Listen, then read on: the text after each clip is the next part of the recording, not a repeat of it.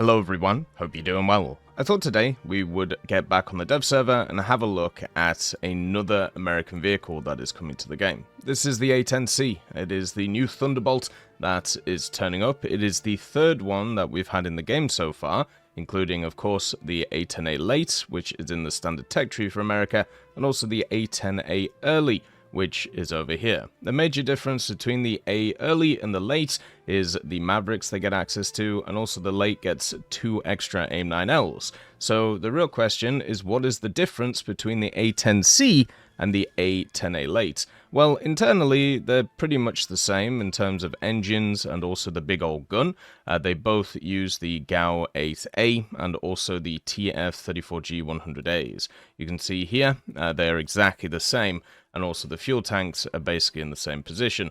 The difference between them comes in the form of the secondary armaments and also the kind of defenses that both vehicles have. So if you hover over the pilot here, you will see that the A-10C has a MOR, which is attached to its RWR. You have the AN/ALR 69, whereas this has the AN/ALR 69, but doesn't have access to the MOR and also additional systems. So that is basically where it turns up. You can see CCIP, CCIP EEGS for rockets, whereas this boy only has the CCIP for rockets, no EEGS. It does have the MVD and IRST, whereas so does this vehicle, funnily enough, and then also additional stuff like HMS, SPI, LDR as well for the vehicle. So this basically all culminates into extra weapon systems, which is on the A-10C.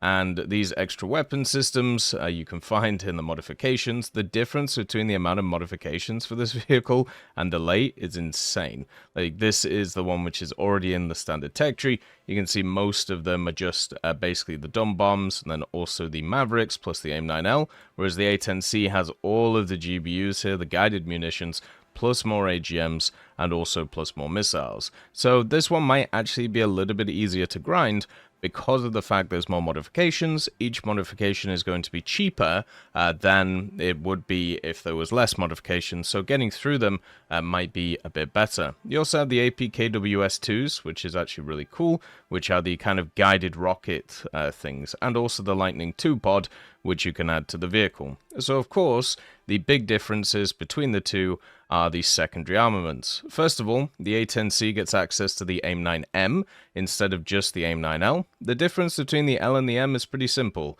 The M has access to an IRCCM, which means that it's a lot harder to flare the missile. So from an air combat point of view, this thing is way more potent than the A-10A. The only problem is it's a lot higher BR, so the question is how much of an effect that will have. It also now has drop tanks, which if you really want to use them, but I feel like the A-10 already has a metric ton of fuel, so I wouldn't really worry about that. And then the next part, which is super different and important for this thing, it has access to the Lightning II targeting pod, which is of course the thermal pod, and a bunch of different guided bombs. So for example, you have the GBU-10s here. You can bring 17 Paveway 2 GBU-12s if you really want to, which is just insane. And also, alongside the targeting pod 2, you can actually use the AGR-20Bs or the 20As. The difference between these two types of APKWSs is that one of them is more designed for HE damage, whereas the other one is more designed for, you know, a little bit of penetration. You can see here the Hydras are the ones that you want to go for if you want penetration, and they don't need the targeting pod as well. They pen 290, whereas the APKWSs, they don't exactly have the most penetration on them, but the idea is you can fire them at longer ranges and also be more accurate with them, since they basically act like missiles even though they're labeled rockets in real life. They're basically guided rockets, which at least in my head is a missile, but for some reason there's a difference. Then you have the AGM-65L, which is around the place. This is a laser-guided AGM, or Maverick, and also it's a SAP HE warhead, so this one is one which you can actually move after launch, and then you also have the IR-guided AGM-65G, which turns up too. You also get the standard IR-guided AGM-65Ds, which is probably the ones you want to go for, since they don't just, you can bring like, 6 of them. They also have the much better targeting system and the penetration that's on the vehicle. So these are the general loadouts that you have. Obviously you have bombs as well if you want to bring them, but why would you want to do that when you get guided ordnance too? I feel like a lot of people are going to use a ton of these bombs, across the place to do quite a lot. So you can set up lineups like this, where you have, bombs, you have rockets, you have the AIM-9Ms in tow as well, and you'll be able to do quite a lot. Now, when it comes to survivability, this vehicle has a MAW, which is a Missile Approach Warning System. What this means is when a missile is coming in, your countermeasures will fire off by themselves, and therefore you won't have to worry about, the incoming missiles. There is a problem with the MAW though, and this is found on a few vehicles that are already in game. The F111A is one which is very bad for this. Basically, it fires off a ton of countermeasures at the same time to stop a singular missile. So this vehicle does have 480 countermeasures, the same as the other A-10A that's already in the game, so you can just set it to periodic and it will, fire them off at the same time and have a good time with it. The only issue with it is, the fact that it might just fire off, if you have them more, way too many countermeasures at once. Since this thing doesn't have afterburning engines, it only has standard like General Electric ones, this means it's a lot slower than a lot of other aircraft, but also at the same time, it means that it's harder to get a lock on, and therefore, the periodic countermeasures can be a way of being able just to stop the missiles going in. You will have access to enemies though, since this thing's 11-3 in air and 12-0 in ground, so it is kind of nuts when you think about it, but you will have access to enemies now, which will have access to IRCCM missiles, which will be a lot better at tracking you. But since this thing still has a ton of countermeasures, you still should be fine to stop all the missiles. The major ones you'll have to watch out for are actually radar-guided stuff, because of the fact that at 11.3, you're starting to get into that area where more vehicles have access to very powerful semi-active radar homing missiles. Stuff like the F4S, for example, turns up, and also stuff like the MiG-23M, and as long as they can keep a lock on you, you're going to have a bit of a problem. So instead of just having your flares ready, the other thing you should also have a look at is stuff such as chaff to try and help you out, and also understanding notching and many other things. This vehicle does have access to some pretty cool features. You can see it has the head-mounted display, and that's pretty cool. At the same time, the missiles are not locked to you, so you can actually set it up there. Oh, another thing about the AIM-9M, it does have a smokeless motor, so it's very hard to track if you don't see it straight away. But yeah, so it has the head-mounted display, so you can use all that around.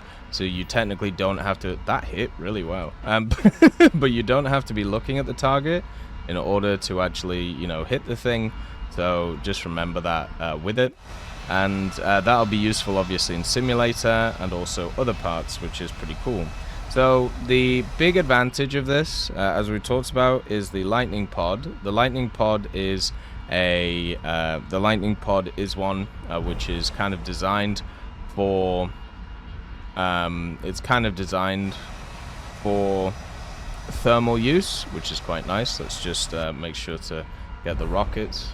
You can see with the rockets, they can actually move around the place while I'm moving them in. You see how they can dodge and dive and dip and do all those wonderful things.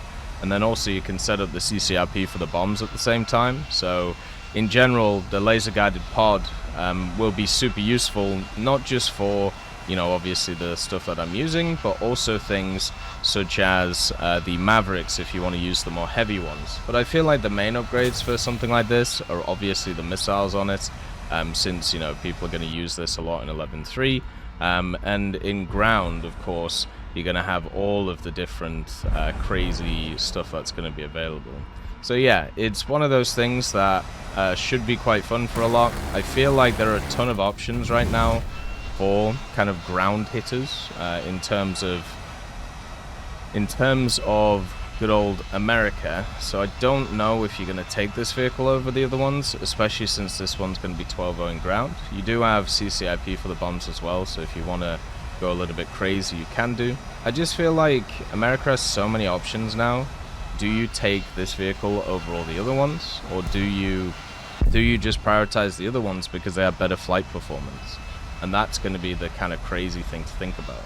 Stuff like the Su-25s kind of struggle at these BRs in air, because even with like their crazy missiles, the R-73s, people can still countermeasure them. The AIM-9M, in my opinion, is probably a little bit better than those, especially since you get 4 of them, but it's still going to be a bit of a problem in terms of what you decide to do.